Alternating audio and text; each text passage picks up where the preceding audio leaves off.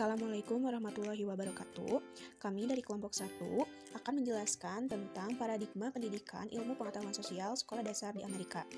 Anggota kami yaitu ada Vina Puspa Effendi dengan NIM 2004102.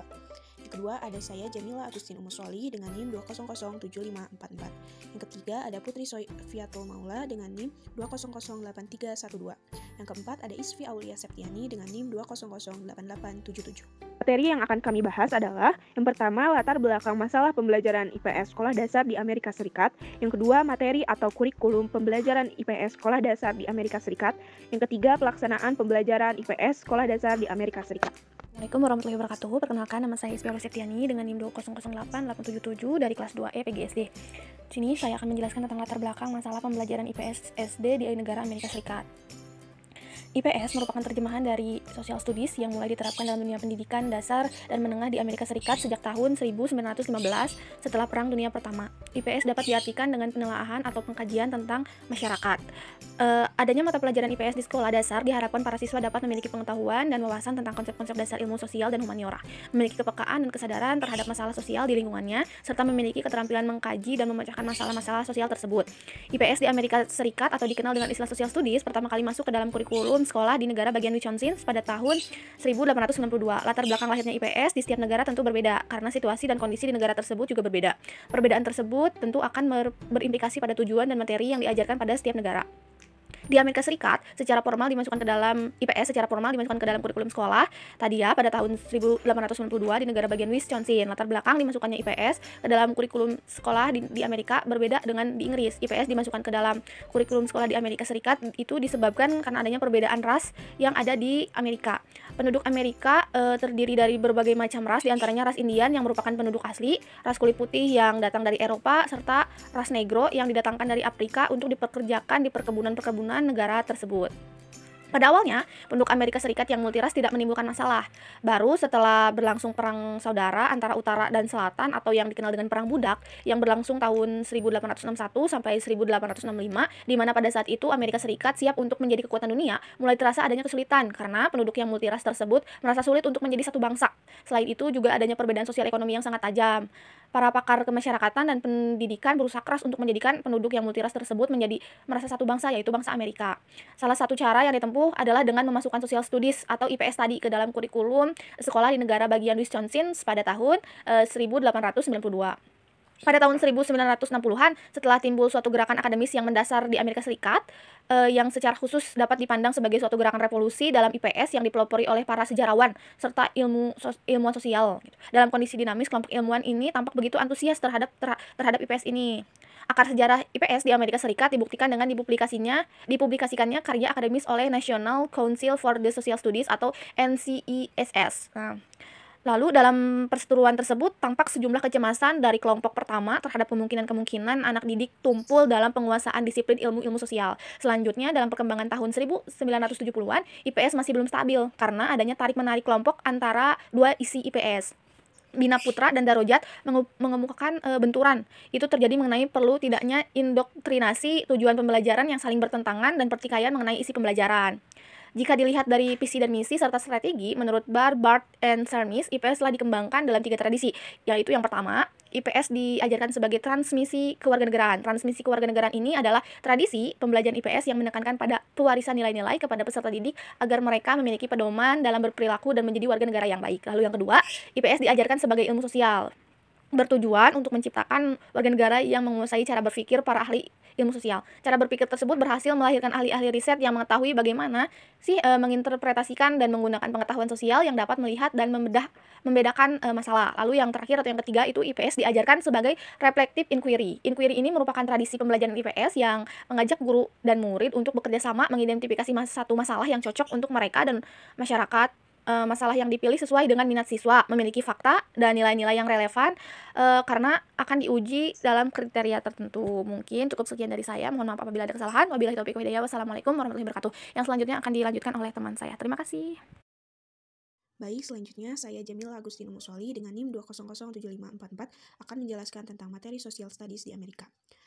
Di Amerika Serikat, IPS itu dimasukkan ke dalam kurikulum sekolah agar masyarakat Amerika Serikat yang multiras merasa satu bangsa, yaitu bangsa Amerika. Nah, setelah berlangsungnya Perang Budak pada tahun 1861 sampai 1865, bangsa Amerika Serikat yang terdiri dari berbagai macam ras sulit untuk menjadi satu bangsa. Nah, salah satu cara untuk menjadikan penduduk Amerika Serikat merasa satu bangsa, yaitu bangsa Amerika memasukkan social studies ke dalam kurikulum sekolah di negara bagian Wisconsin pada tahun 1892. Nama asli IPS di Amerika Serikat adalah Social Studies. Istilah tersebut dipergunakan sebagai nama sebuah komite, yaitu Committee of Social Studies yang didirikan pada tahun 1913 dengan tujuan sebagai wadah himpunan tenaga ahli yang berminat pada kurikulum ilmu-ilmu sosial di tingkat sekolah dan ahli ilmu-ilmu sosial yang mempunyai minat sama. Dan pada abad ke-20, sebuah komisi nasional dari The National Education Association memberikan rekomendasi tentang perlunya Social Studies dimasukkan ke dalam kurikulum semua sekolah dasar dan sekolah menengah Amerika Serikat. Nama asli IPS di Amerika Serikat adalah Social Studies. Istilah tersebut dipergunakan sebagai nama sebuah komite, yaitu Committee of Social Studies, yang didirikan pada tahun 1913 dengan tujuan sebagai wadah himpunan tenaga ahli yang berminat pada kurikulum ilmu-ilmu sosial di tingkat sekolah, dan ahli-ahli ilmu-ilmu sosial yang mempunyai minat sama. Nah, pada awalnya ini, Social Studies merupakan ramuan dari mata pelajaran sejarah, geografi, dan civics. Social Studies berkembang dan berpengaruh terhadap program kurikulum pada sekolah-sekolah di Amerika Serikat sejak tahun 1940-an sampai sekarang. Disiplin ilmu sosial yang dikembangkan dalam Social Studies di Amerika lebih beragam bila dibandingkan dengan tradisi pengembangan IPS di Indonesia. Disiplin ilmu sosial yang dikembangkan dalam Social Studies di Amerika Serikat meliputi antropologi, arkeologi, ekonomi, geografi, sejarah, hukum, filsafat, ilmu politik, psikologi, religi, dan sosiologi. Adapun latar belakang IPS diajarkan sebagai transmisi kewarganegaraan disebabkan karena krisis moral yang menimpa masyarakat Amerika Serikat saat itu, sehingga para ahli pendidikan khususnya para pakar ilmu sosial memandang perlunya IPS diajarkan sebagai transmisi kewarganegaraan. IPS juga diajarkan sebagai transmisi kewarganegaraan dengan tujuan agar peserta didik berperilaku baik di masyarakat. Adapun materi yang diajarkan kepada siswa seperti konstitusi, nilai-nilai kebudayaan, penanaman nilai patriotis dan nasionalis, yang keempat sejarah, yang kelima sistem pemerintahan. Yang digunakan untuk mengajarkan materi tersebut yaitu dengan yang pertama transmisi langsung berupa ceramah, transmisi tidak langsung atau keteladanan dan inquiry. Peran guru yaitu indoktrinasi dan peran siswa yaitu sebagai menguasai nilai-nilai yang ditransmisikan oleh guru. Selanjutnya dilanjutkan oleh saya, Vina Puspa Effendi, NIM 2004102.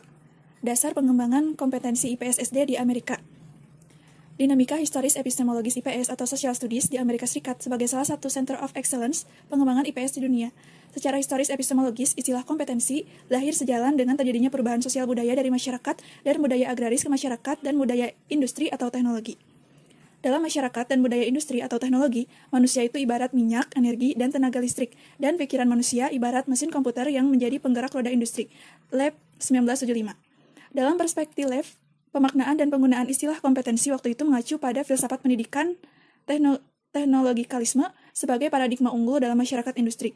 Akan tetapi, istilah kompetensi tidak harus secara ekstrim ditempatkan dan didefinisikan dalam konteks seperti itu, karena sesungguhnya pemaknaan dan penggunaan sebuah konsep atau istilah selalu mengalami rekonseptualisasi dan rekontekstualisasi, mengacu pada filsafat pendidikan yang digunakan.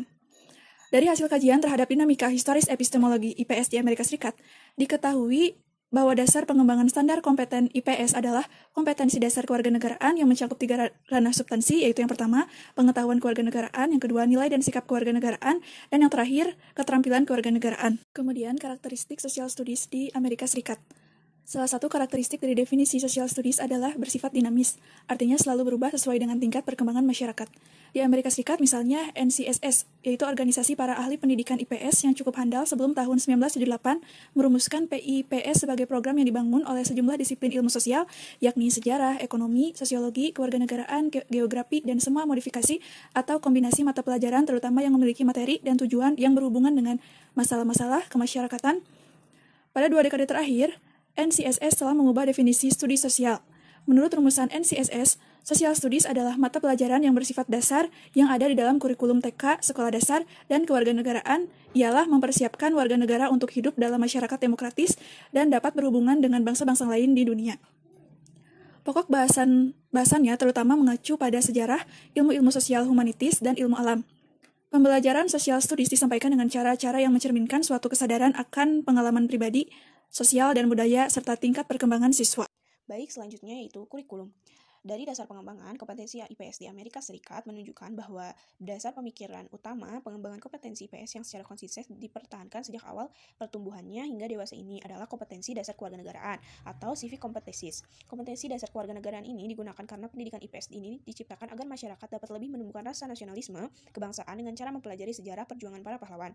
Selain itu juga, pengembangan kompetensi IPS kewarganegaraan ini dipakai pada awalnya untuk menyatukan banyak suku yang pada awalnya terpecah karena adanya perang saudara.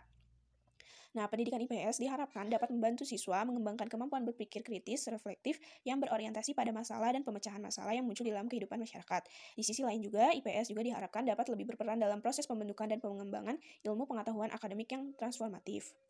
Nah, berikut ini ada 10 tema yang menjadi standar kurikulum pada mata pelajaran Social Studies menurut NCSS. Yang pertama yaitu budaya, yaitu para peserta didik diedukasi salah satunya untuk mengeksplorasi dan menggambarkan persamaan dan perbedaan dalam cara kelompok, masyarakat, dan budaya menangani kebutuhan dan kepedulian manusia.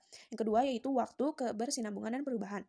Para peserta didik diedukasi untuk menunjukkan pemahaman bahwa orang yang berbeda dapat menggambarkan peristiwa atau situasi yang sama dalam beragam cara dengan alasan perbedaan pandangan. Yang ketiga yaitu orang, tempat, dan lingkungan.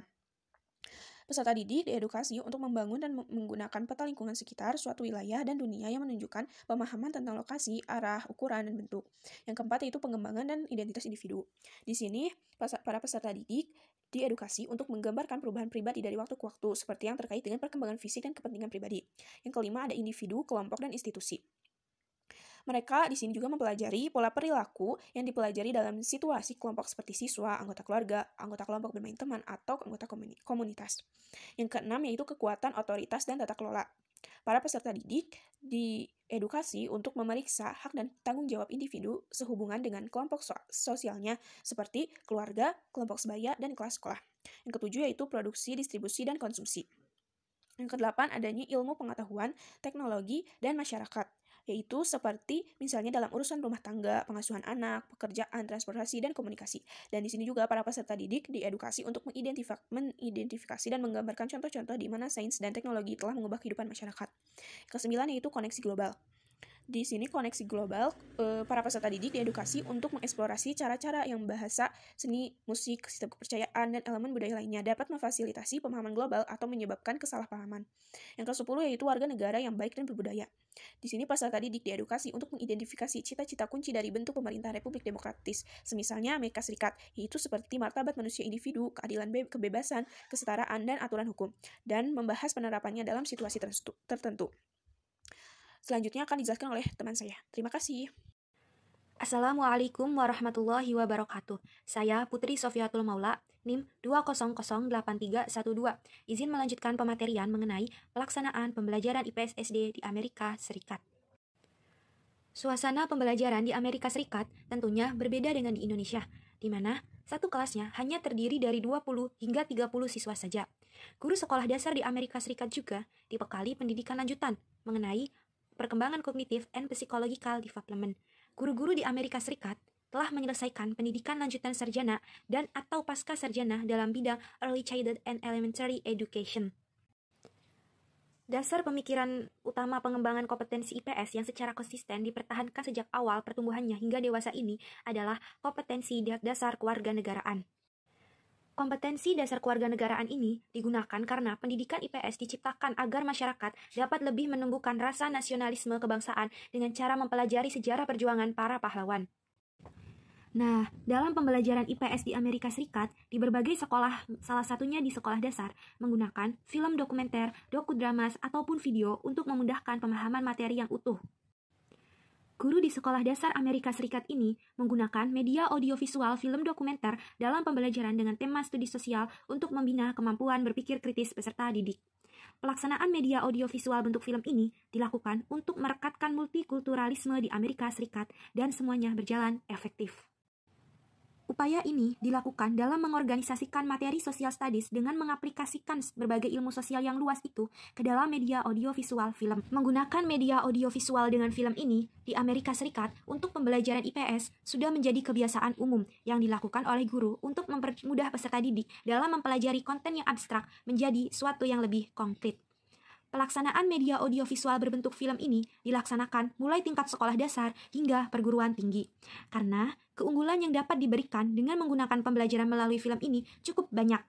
seperti dapat memberikan makna pengalaman belajar, meningkatkan kemampuan berpikir kritis, serta dapat membantu memberikan kemudahan kepada peserta didik untuk memahami rekonstruksi peristiwa yang terjadi. Melalui penggunaan media komunikasi seperti media audiovisual ini juga tidak hanya dapat mempermudah dan mengefektifkan proses pembelajaran, akan tetapi dapat membuat proses pembelajaran lebih menarik, sehingga siswa paham dan mengerti apa yang telah disampaikan oleh gurunya. Karena dengan melihat langsung melalui film, dirasa anak lebih memahaminya dibandingkan dengan hanya mendengarkan guru menjelaskan ataupun mereka hanya membaca saja. Dengan melihat video langsung, siswa menjadi tidak jenuh akan materi yang disampaikan dan siswa menjadi mempunyai gambaran atas apa yang dipelajarinya. Demikian presentasi kelompok kami. Mohon maaf bila ada kesalahan kata. Semoga apa yang kami sampaikan dapat bermanfaat. Wassalamualaikum warahmatullahi wabarakatuh.